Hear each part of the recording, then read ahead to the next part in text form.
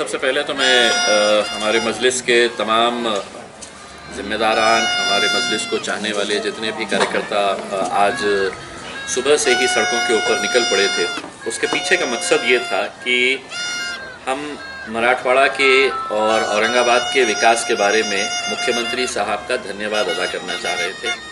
वो इसलिए कि पिछले 30-35 सालों से लगातार शिवसेना भाजपा सत्ता में रही है औरंगाबाद में और मराठवाड़ा को अपना गढ़ कहते थे।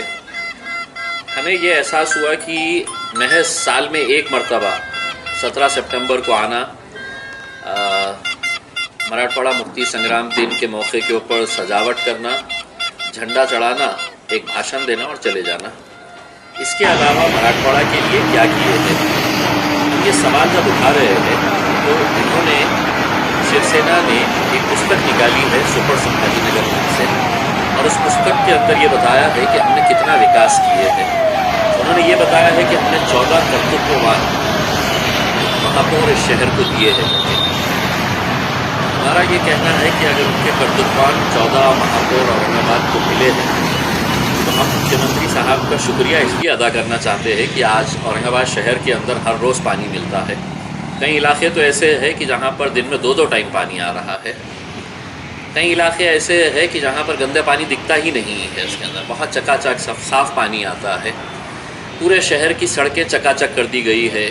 गलियों के अंदर कहीं पर भी आपको खड्डे नज़र नहीं आते हैं, रोड पे कहीं खड्डे नज़र नहीं आते हैं। यहाँ पर शेतकरियों का जो प्रश्न है, यहाँ पर जो नौजवानों की बेरोज़गारी का मामला है, यहाँ पर जो एक स्पोर्ट्स यूनिवर्सिटी आई थी जिससे मराठवाड़ा के नौजवान लड़कों को बहुत फ़ायदा मिला होता, वो यूनिवर्सिटी पूना चले गई, हम उसका भी शुक्रिया अदा करना चाह रहे थे।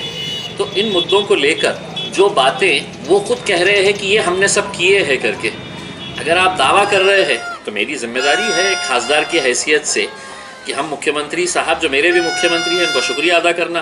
और उसके तहत हमने आज सुबह एयरपोर्ट से लेकर सिद्धार्थ गार्डन तक, जहाँ पर ये मुक्ति संग्राम का कार्यक्रम होना था, वहाँ पर हमने मुख्यमंत्री साहब के स्वागत के पोस्टर्स लेकर खड़े थे।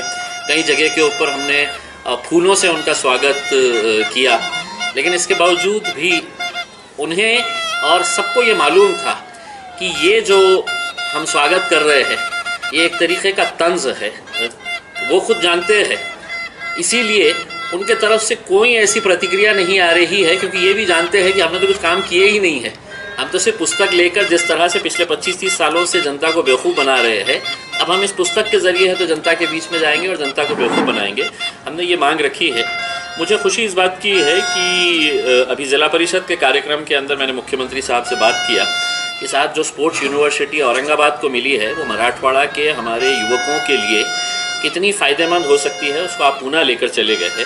मुख्यमंत्री साहब ने मुझसे कहा कि आप बम्बई आइए, आप बम्बई में आके हम एक मीटिंग ऑर्गेनाइज़ करते हैं और इस मीटिंग के अंदर हम ये स्पोर्ट्स यूनिवर्सिटी दोबारा औरंगाबाद को कैसे मिल सकती है कैसे।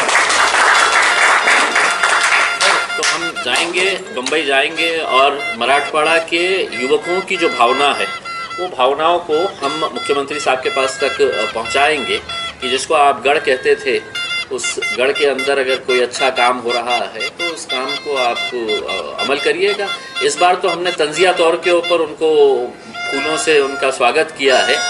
अगर स्पोर्ट्स यूनिवर्सिटी मिल जाती है तो हम उनके कदमों के अंदर पूरा फूल बिछा देंगे उसमें, अगर मराठवाड़ा को और इसलिए वो यहाँ पर आएंगे और हकीकी तौर पर उनका स्वागत करेंगे।